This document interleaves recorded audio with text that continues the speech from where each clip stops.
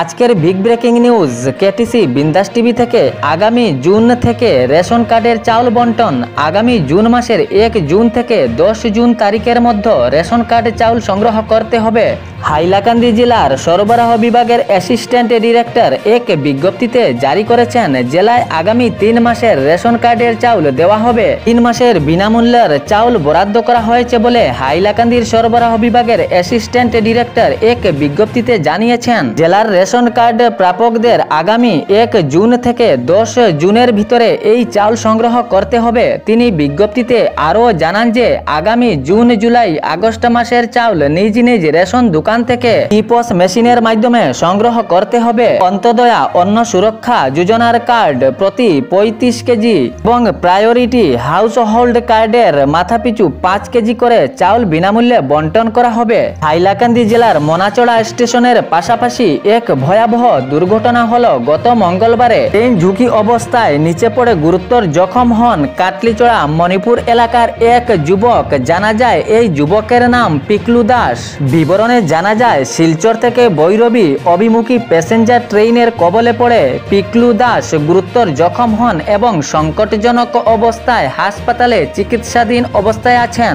এই ঘটনায় এক হতাশ সৃষ্টি করেছে জনগণের অন্তরে। এ ভয়াবহ ঘটনায় হাত শরীর থেকে বিচ্ছিন্ন হয়ে পড়েছে এবং সাথে একটি পাও অনেকটা ক্ষতিগ্রস্ত হয়েছে বলে জানা যায় এবং এই ভয়াবহ ঘটনায় শরীরের বিভিন্ন অংশে আঘাত লেগেছে এবং গুরুতর জখম হয়েছে বলে জানা যায়। সঙ্গে সঙ্গে ঘটনাস্থলে আরপিএফ, রেলওয়ে পুলিশ উপস্থিত হন এবং পিকলু দাস নামের গুরুতর জখম হওয়া এই লোকটিকে ঘটনাস্থল থেকে উদ্ধার করে হাইলাকান্দি এসকে রায় সিভিল হাসপাতালে নিয়ে যাওয়া হয়। এখন পিকলু দাস নামের ওই যুবক সেখানে চিকিৎসাধীন অবস্থায়। কিন্তু এই ঘটনা কিভাবে ঘটেছে তা কোনো পরিষ্কার সন্ধান পাওয়া যায়নি। কর্তৃপক্ষ এ সন্ধান তদন্ত জারি রেখেছেন। প্রবল বৃষ্টিপাতের ফলে বরাক উপত্যকার বিভিন্ন নদীগুলির জল বাড়ছে।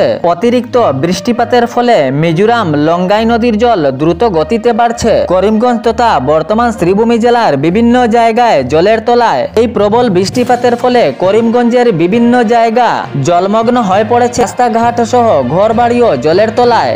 বয়কটের ডাক দেওয়া বাংলাদেশ এখন নিজে থেকেই চাইছে সমঝোতা। ভারতের রপ্তানি নিষেধ আজ্ঞা বাংলাদেশ শিল্প বাণিজ্য সহ অন্যান্য সামগ্রীতেও লোকসান। অরুণোদয় হিতকারীরা পাচ্ছেন না অরুণোদয়। এ নিয়ে সমস্যা বরাক উপত্যকার বিভিন্ন এলাকায়। অরুণোদয় নতুন নাম হওয়ার পর পুরনো অরুণোদয় পাওয়া হিতকারীরা পাচ্ছেন না এখন মাসে মাসে অরুণোদয়ের টাকা।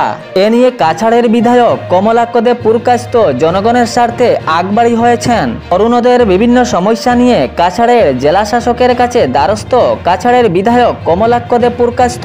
রাজ্য সরকার চা শ্রমিকদের জন্য সুসংবাদ ঘোষণা করলেন। চা শ্রমিকদের মজুরি 220 টাকা থেকে 250 টাকা। ক্যাবিনেট বৈঠকে সিদ্ধান্ত ডক্টর হেমন্ত বিশ্ব শর্মার। সঠিক সংবাদের জন্য ফলো, সাবস্ক্রাইব করতে ভুলবেন না এবং অন্যজনের কাছে পৌঁছানোর জন্য শেয়ার করার অনুরোধ রইল।